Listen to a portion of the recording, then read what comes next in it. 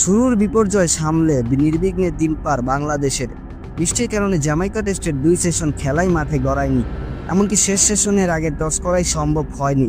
কয়েক দফা মাঠ পরিদর্শনের পর আম্পায়াররা ম্যাচ শুরু করার সিদ্ধান্ত নেন। টস জিতে আগে ব্যাটিংয়ের সিদ্ধান্ত নেওয়ার সময় বাংলাদেশ অধিনায়ক মেহেদী হাসান মিরাজের কণ্ঠে উইকেটের প্রশংসায় ঝরেছিল, কিন্তু বরাবরের মতোই ব্যর্থ হয়েছে টাইগার ওপেনিং জুটি।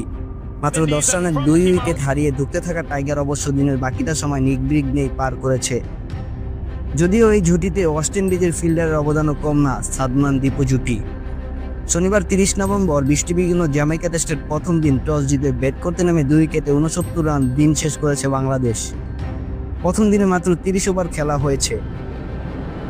এদিন ক্যামার রোচের সামনে শুরুতে খাবি খেয়েছে বাংলাদেশ ব্যাটিং লাইন আপ। মাত্র 8 রানের মাথায় বিদায় নেন ওপেনার মাহমুদুল হাসান জয়।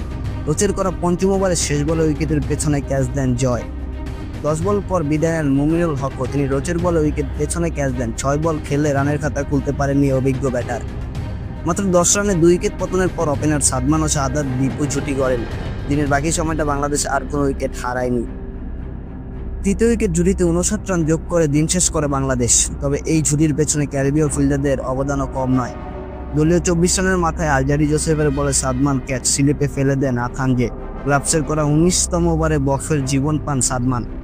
এবার ক্যাচ ফেললেন ব্রাথওয়েট। বাংলাদেশ রান তখন 50। পরের ওভারে জীবন পান দীপিও। সিলসের বলে ফের ক্যাচ ছাড়েন আথানজে। সময়ের সঙ্গে সাদমান দীপু জুটি ক্রিজে স্বচ্ছন্দ হয়ে ওঠেন। 29তম ওভারে দ্বিতীয় বলে ছক্কা হাঁকান সাদমান, যা তার টেস্ট ক্যারিয়ারে প্রথম ছক্কা। 20তম টেস্টে 38তম ইনিংসে প্রথম ছক্কা মারলেন এই ওপেনার। দিনের বাকি সময় নির্বিঘ্নেই পার করেছে সাদমান দীপু জুটি।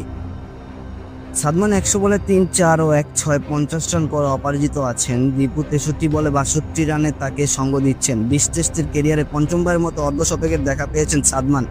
একটি সেঞ্চুরিও আছে তার নামের পাশে।